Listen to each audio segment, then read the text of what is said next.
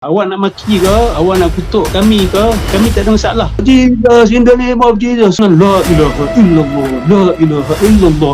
Bila jumpa padri ni baik, kamu tak boleh meraguinya. Dia orang buat tu kalau masuk kat tempat kita ni, kira dia jadi tok wanita. You really believe in what you see. Ada beberapa perkara yang you tak tahu yang saya nak share pada malam ini. Baik.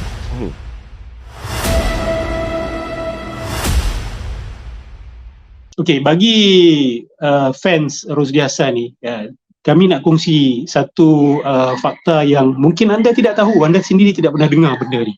Atas sebab itu, kenapa ramai orang bila tengok perkara-perkara macam ni dia boleh percaya. Dan dia sangat marah dengan orang yang mempersendakan. Mereka sangat marah dengan orang macam kita. Tapi wallahi saya kata saya tidak marah. Awak nak maki ke, awak nak kutuk kami ke, kami tak ada masalah. Sebab apa? Sebab kami tahu kamu bukan sengaja pun sebenarnya. You really believe in what you see. You bukan sengaja nak jadi orang jahat maki kami. Tidak. You really believe in it because you tak tahu. Ada beberapa perkara yang you tak tahu yang saya nak share pada malam ini. Baik. Awak boleh buat sedikit kajian tentang Christian Faith Healers. Christian Faith Healers ni terkenal di barat, orang-orang yang lumpuh, yang duduk kursi roda bertahun-tahun, pergi ke gereja tertentu, padri dia atas nama Jesus Christ, so-called exercise lah, menghalau setan daripada kaki orang yang lumpuh tersebut. Ada yang boleh berjalan on that very spot. Dan memang ada kajian-kajian akademik yang dilakukan benda ni, dan ada memang doktor tak boleh explain. Dikira sebagai anomaly di dalam ilmu perubatan. Jadi mereka panggil benda ni sebagai faith healing. Okey. Jadi soalan dia timbul, macam mana dia orang boleh baik? Adakah hanya dengan kepercayaan sahaja? Jadi soalan yang paling utama dekat sini, wahai sahabat-sahabat sekalian, beri keperhatian isu ini. Macam mana boleh baik? Hanya setakat dia berdoa, dan berdoa pun bukan kepada Allah, dia berdoa kepada ialah yang dianggap sebagai Tuhan-Tuhan mereka lah, dan baik. Bahkan jangan terkejut, ada orang tak doa pun kepada mana-mana Tuhan. Atheist pun boleh buat faith healing ni sebenarnya. Bila dia mempercayai satu metod rawatan, walaupun metod rawatan itu tak ada kaitan langsung dengan simptom penyakit tersebut, boleh berlaku penyembuhan. Ini yang mengejutkan kita. Kalau dalam bahasa medical, kita ada bahaskan sikit kan Ustaz pada sesi yang lepas, isu placebo kan. Isu placebo ni sangat besar sebenarnya. Dia sangat besar. Dan apa yang Rosdi Hassan buat itu, saya tak menafikan. Dia memang boleh sembuhkan orang. Ini part yang murid-murid dia tak faham. Kami bukan menafikan, entah kritik Ustaz Rosdi, tapi orang yang dirawat tu sihat. Orang yang dirawat tu baik. Saya tidak terkejut. Dan kami dah cakap banyak kali, memang boleh baik. Memang boleh baik. Tetapi baiknya itu, adakah berdasarkan rawatan yang benar ataupun dia bermain dengan delusi?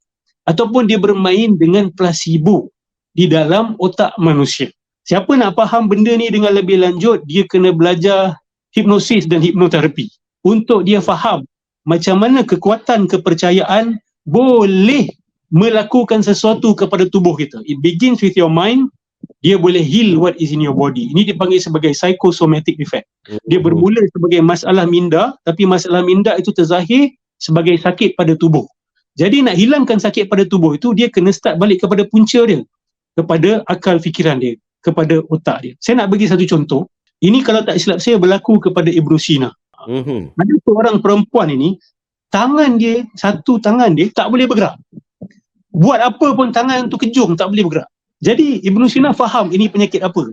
Bagi dia ini bukan penyakit tubuh, tetapi penyakit pada minda wanita tersebut. Ada sesuatu pada minda dia yang menyangkutkan dia punya tangan. So apa Ibnu Sina buat? Dia kata, dia bagi wanita tu pakai pakaian yang tak silap saya 2 helai pakaian. Dan wanita tu kena pegang pakaian tu. Kalau dia lepaskan tangan dia, pakaian tu akan jatuh dan dia akan telanjang. Jadi dibagi pakaian tu, wanita pun kena pegang. Ibnu Sina kata, selepas ni aku akan bawa kamu keluar di hadapan khalayak ramai. Sebelum dia bawa wanita tu keluar, dia ikat tangan dia yang lagi satu tu, yang boleh bergerak tu diikat dulu. Dan Ibnu Sina pegangkan baju dia. Pegangkan baju perempuan tu dan keluar bersama dengan perempuan tu di khalayak ramai. Sampai saja di luar, Ibnu Sina kata, sekarang ni aku akan lepaskan baju kau. Aku akan lepaskan baju kau. Ingat tangan dia yang boleh bergerak tu dah diikat. Dan tangan yang satu tu yang cacat, yang tak boleh bergerak tu, adalah tak diikat lah. Jadi Ibnu Sina kata, aku akan lepaskan pakaian ni. Aku akan lepaskan sekarang. Wanita tu kerana rasa yang begitu malu, bila Ibn Sina betul-betul lepaskan, tangan dia yang tersangkut itu, tiba-tiba boleh bergerak dan tangkap kain yang nak jatuh tu. Jadi Ibn Sina menyelesaikan masalah tu dengan teknik yang sebegitu.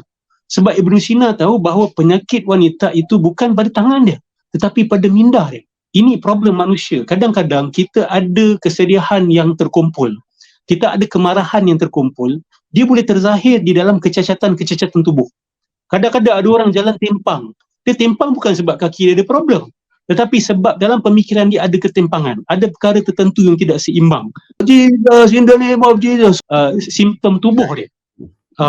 Sama juga macam orang-orang yang so-called dah lumpuh. Kan, duduk dekat kursi roda lumpuh. Tiba-tiba datang gereja, dapat satu padri yang very charismatic, yang doa Jesus, in the name of Jesus. Semua orang terpekik-pekik kan. Dengan dramatization yang macam tu, orang tu pula percaya betul-betul yang Jesus Christ akan heal dia sebab dia dah dengar cerita sebelum ni. Puluhan orang bila jumpa padri ni, baik, kamu tak boleh meraguinya. Maka dia pun put himself or herself in that state, dia boleh baik. Dia boleh baik khususnya untuk penyakit-penyakit yang bersifat psikosomatik. Tapi kalau tulang dia dah patah, kan, dia tak boleh tiba-tiba buat faith healing, tulang dia sambung balik. Dia tidak boleh berlaku macam tu. Atau kaki kodong, buat faith healing, buat placebo effect, tiba-tiba kaki tumbuh balik. Dia still ada limitation. Psychosomatic medicine. Jadi apa yang saya lihat pada apa yang si Rosdi Hassan buat ni, itu hanya bentuk rawatan yang menggunakan dilusi untuk meleraikan satu penyakit yang bersifat psikosomatik pada pakcik tersebut. Dan pakcik tu pun tak tahu. Dia pun sebenarnya tidak tahu permainan Rosdi Hassan itu. Dan kalau dia pada perspektif saya melihat dia meletak ular tersebut dekat bawah, dia korek lubang, letak di bawah, ditutup dengan kain. Sebab tu dia kena mengengsutkan pakcik tu nak pergi ke point yang tepat. Nampak kan dia tarik banyak kali. Dia tarik pakcik tu untuk bawa ke titik yang tepat supaya nanti bila dia seluk dan dia koyakkan atau dia potong kain kat bawah tu, maka dia ular tu dah bersedia dekat bawah tersebut. Maka dia tarik. Jadi bila dia keluarkan ular tu dengan la ilaha illallah, la ilaha illallah, dengan colik minyak dan sebagainya, lepas tu dia keluar, dia letak dekat atas badan pakcik tu. Itu memberikan kesan yang sama macam Ibn Sina buat tadi tu.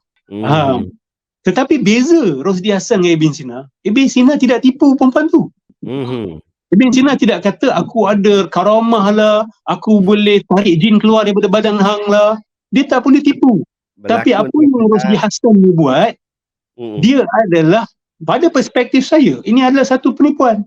Sebab pesakit ingat dia sihat kerana setan tu dan jin tu telah dikeluarkan daripada badan dia. Akhirnya, kepercayaan khurafat macam ni akan berkekalan dalam masyarakat. Kenapa kita nak sembuhkan orang menggunakan cara itu? Kenapa kita nak kena tipu orang baru dia boleh baik? Takkan hanya dengan cara menipu saja yang boleh menyembuhkan orang. Macam kes dia bawa buang saka dekat satu pokok pisang meletup. Kan? Itu pun sebenarnya nak bawa efek yang sama. Bila orang tengok, penyakit aku dah keluar dah, meletup lah ni, aku dah sihat dah. Maka dia tanam satu kepercayaan yang dia sudah sihat. Setuju. Dan ini juga apa yang Pesulap Merah selalu angkat. Pesulap Merah ni nama panggung dia juga Marcel Radival. Dia tak gunakan agama sebagai wajah untuk nak bertunjuk, tapi dia nak sebut bahawa kalau dia awak Islam, nak Islam, dia orang yang dia bubuh nama Marcel Radival tu untuk nak menutup dia punya background peribadi.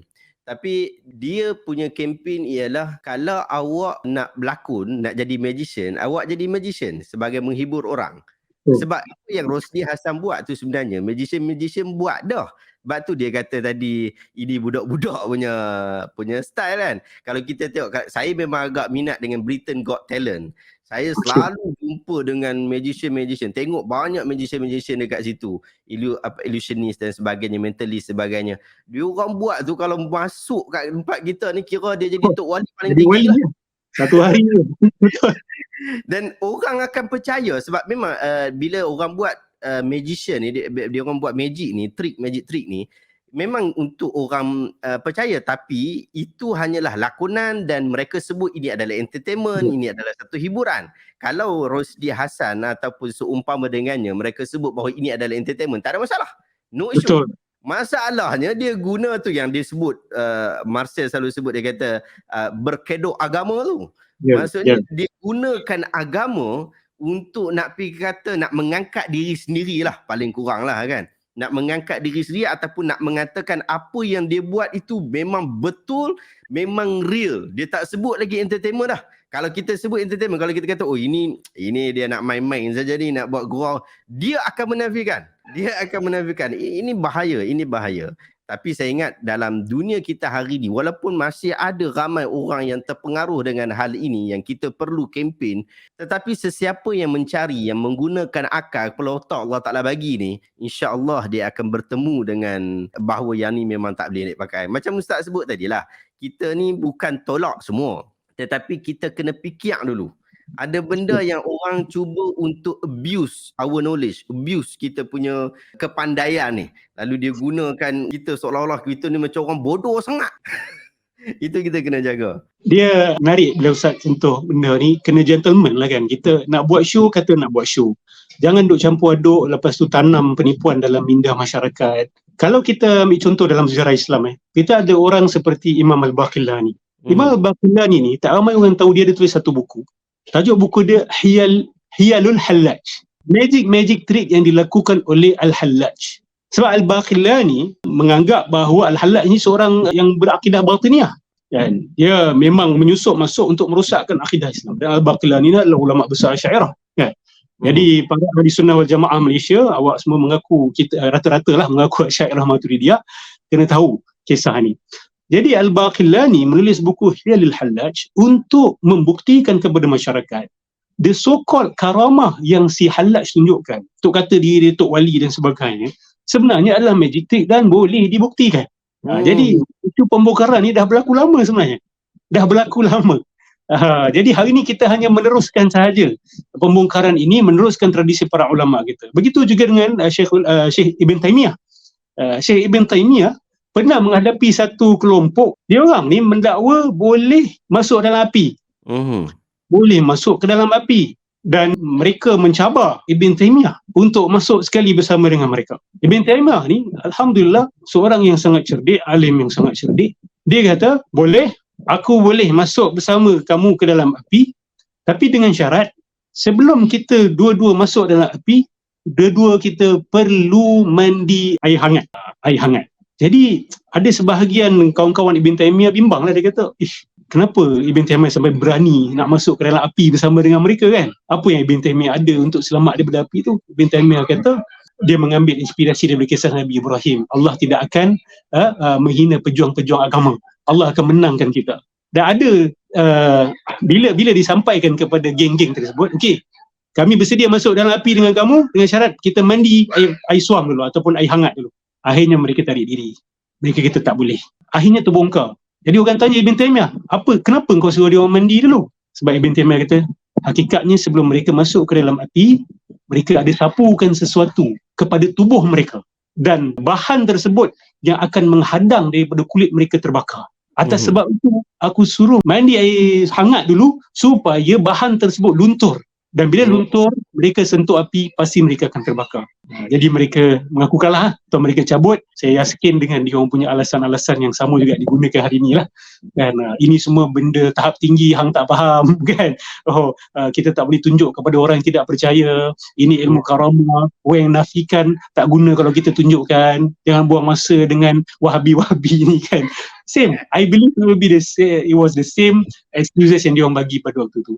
Tapi itulah, ulama kita sepanjang sejarah melakukan perkara-perkara seperti ini. Dan kita sebagai ustaz-ustaz yang begitu ini, kita kena teruskan.